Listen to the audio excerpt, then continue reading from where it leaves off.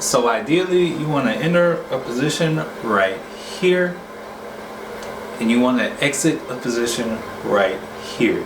Hey, what's good? It's your boy Matthew Michael, and in last week's video I was presented with the comment, can you do a video of how to exit an options trade before expiration? And I thought to myself, why yes, I can. So naturally here we are in this video to talk about how to exit an options trade before expiration. And just to get this out of the way, I am in no way, shape, or form a guru. I just like trading, I like learning about options, I like sharing what I know. And while there's truly no perfect exit strategy, in this video I'm going to highlight 3 different ways to exit an options trade before expiration. But before we get into the video, be sure to subscribe and hit the bell notification icon so that you don't miss any future content or giveaways. I post a new video every Wednesday and Saturday, so there's plenty more to come. And also, y'all be sure to smash the like button. I work hard on these videos, I really appreciate it. It really helps to grow the channel more. And lastly, just want to let y'all know, for those of you interested, sign up for Webull using my link down below in the description and deposit $100 in your account and get 2 free stocks valued up to $1,400. Also, one last shameless plug, I'm just going to leave my Instagram here.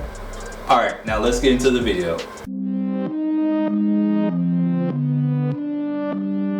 Alright, so what I'm about to show you is a Matthew Michael exclusive. I'm about to show you 3 ways that I personally exit an options contract before expiration. And in no way, shape, or form am I a financial expert. None of these methods provide guaranteed profits. But if you find a way to exit options contracts with guaranteed profits, please let me know. I'll split my life's profits with you. But anyways, the first and one of my favorite ways to take profits is to buy into a contract when it is ripping up and then set a trailing stop loss. And Robinhood doesn't really have the trailing stop loss feature. So when I have time, I sit in the charts and I myself in the trailing stop loss. Let me show y'all real quick. Okay, so we're here, we got the handy dandy Robinhood open. And as you can see, we had a good day. But just so I can try to show you an example, let's see if we can find perfect example Tesla today. As you can see, it is down $152 and this would have been perfect. Okay, stock opened down $71. Say I wanted to buy a put right here, so I buy a put and then I see a little profits. Once I see profits, I set a stop loss just to keep it from reversing, and then when I hit break even, I set a new stop loss. Maybe I get another $100 on my contract, set a new stop loss, and just keep going and going and going. And just for those of you who don't know how to set up a stop loss on Robinhood, you go to trade options. Okay, say I had a put and we're here. I'm just going to pick this one. It's a random one, it doesn't really matter. So you put how many you want, and then you hit this little gear at the top, and then you just hit stop price, and then it allows you to put in a stop price. The limit price would be what you would hopefully sell at if the stop price is not achieved. So the limit price is always going to be higher than the stop price. But the stop price, if I were starting out, I would probably put it at maybe $100 less than this, just because if you have that stop, if it falls below this at the beginning, you'll have just lost $100, and not only will you have lost $100, you will have lost a day trade. So how I like to go about this strategy is I like to watch it rip up. Once I'm up enough, I like to put in a stop price that's still profitable for me no matter what happens. This is by far one of my favorite ways. This is what I do when I trade more speculative stocks like Tesla. Okay, so now we're on to the next method. So this method I call see profits, take profits. And this has to be the one that I do most often. This has to be the one that provides the best results for me personally. Because there have been so many times I've seen profits at open and then I'm like, it's probably going to go higher. And then I'll spend all day waiting for it to go higher, and then it goes down to a point of no return and I just take a loss on the option. I've gotten to a point where as long as it's the next day and I don't lose a day trade, I'm still happy with the dollar profit. You get to keep all your money. You got a new dollar. There's really nothing to complain. Maybe you didn't get what you expected, but taking profits will never hurt you. Being greedy is going to kill you in options.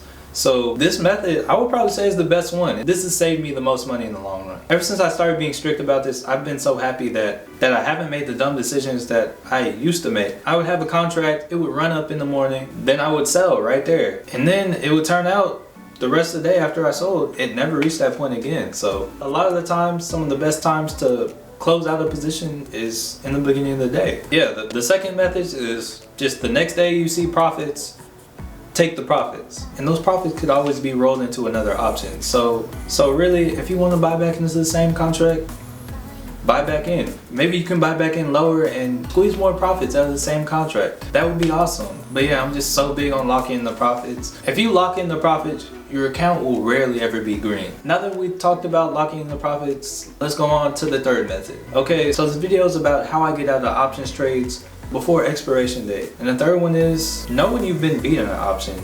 When the probability is almost zero and you only have 2 days, odds are it's not going to happen, and it's best to get whatever money you can out of it. I'm going to show y'all some examples. We're not going to look at Tesla this time though. Ford actually had its earnings yesterday and it took a big drop. With its earnings, it didn't report well, so if I were to go to trade options and I had a call for this Friday, look, this $9 call, no one's bidding for. So why did I show you that? That's why there's a reason. Just wanted to stimulate some thought. There are times, if you locked in the profits, that wouldn't have happened. There was a chance when that was profitable, that was in the green, that was worth more than $1. It had open interest. Now it still has 2 whole days on it and no one wants it. Really, it all could have been avoided if you locked in the profits, or you just realized that you were going to lose and just sold out. This may not have been the best example because they have earnings, but I just want to say most of the time you can tell when the option has a low probability. If the option has a low probability and there's no time, you're basically giving your money away. And you work hard for that, so please don't give your money away. Try to get out of the option before it's completely worth this.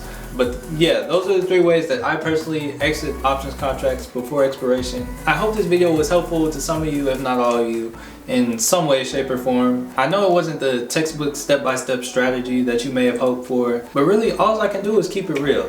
I know what I know, and I know what I need to learn, and I could probably stand to learn some more textbook strategies. But I want to know, what's your exit strategy? I'm sure you probably have a great way to exit a contract. If you do, please let me know down below in the comments. If you don't, please go down to the comments and say what's up. I love talking to you guys. And also while you're down there, please be sure to smash the like button. It really helps to grow the channel and I really appreciate it. But that's all for now. I got some homework to do. Thank you so much for watching and peace.